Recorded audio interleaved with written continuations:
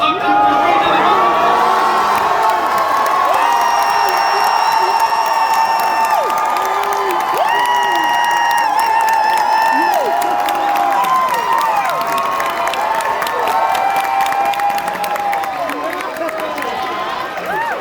Thanks for coming out tonight to see the show. I appreciate it very much.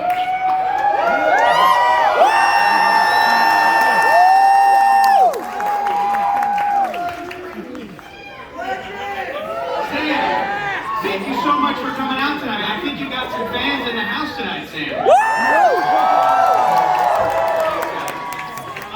I've got a few questions here because this is like a once-in-a-lifetime opportunity. I'm going to ask Sam Raimi some questions. But before I do want to say from the bottom of my heart, Sam, thank you so much for being such a passionate director and incredibly talented professional for making some of my most favorite movies of all time. So thank you, Sam.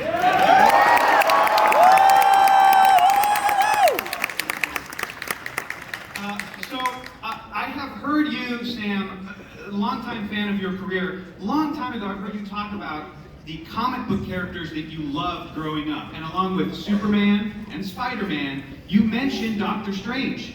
What was it about this character that was appealing to you? I really like Doctor Strange because he was very different than Superman or Batman or Spider-Man. Those guys usually had like bad guys that they would fight, which I liked very much. But what's so original about Doctor Strange with Ditko and Lee was they made this sorcerer who would protect Earth against like magical threats, or the universe against spirits or demons, and it was so gigantic and important. You know, he didn't have a bad guy. He had like bad stuff, big bad stuff that he had to deal with. And also, I liked that he was a magician. That was cool. I was a magician as a kid. And I could relate to a magician who, well, part of it, the magician part. I think you pulled off a pretty good trick with this movie, man. It's a pretty impressive feat. This is so cool. I feel like Chris Farley, guys. It's awesome. It's damn great. Okay. Sam, next question. Serious question. Did you ever think, all those years ago, when you guys name dropped Doctor Strange in Spider-Man 2, that you would someday direct a film starring that character? No, I had no idea. Stan Lee had the foresight to interweave all his characters through a fantastic web of stories, all those different threads, storylines, he would put together into this beautiful fabric that went on, and now, thank goodness, Marvel Studios is doing that. But back then, when we were making Spider-Man 1, Avi Arad, who was running Marvel, was trying to get it going. So he was trying to put like a cameo of Wolverine in Spider-Man. That didn't work out. And then he said, hey, we can use this line, which David Kef wrote.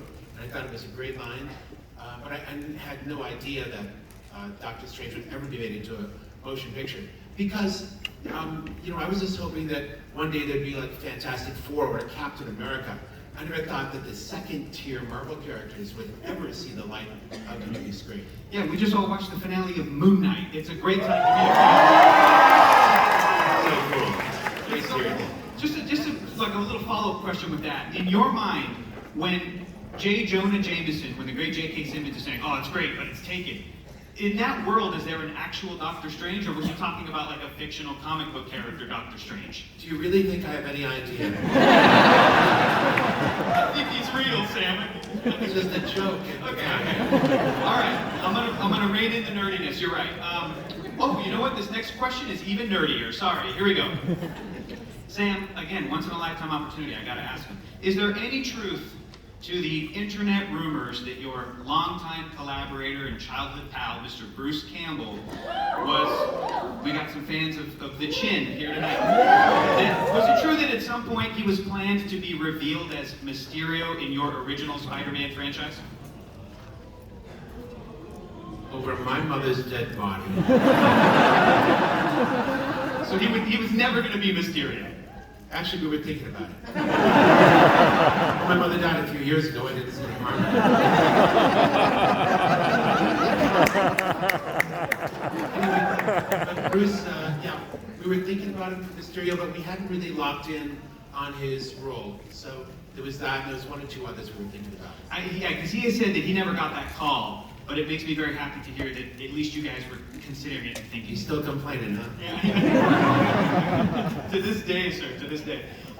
Next question. Sam, again, what a time to be a nerd and to be alive. After originating these characters in film, what was it like for you to see Tobey Maguire, Alfred Molina, Willem Dafoe come back in Spider-Man, Doc Ock, Green Goblin, in Spider-Man No Way Home? They did a great job of that. Yeah, they did a great job of that. Well, I had been in on The Secret because Amy Pascal and Kevin Feige pulled me aside in the early days of when they were working that movie and said, sit down.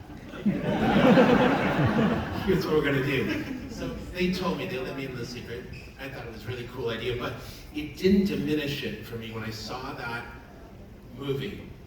When I saw Tobey Maguire appear, oh, my heart went out, and I thought, there's my old hero, my old friend, and it was so beautiful. I think the audience had a similar reaction.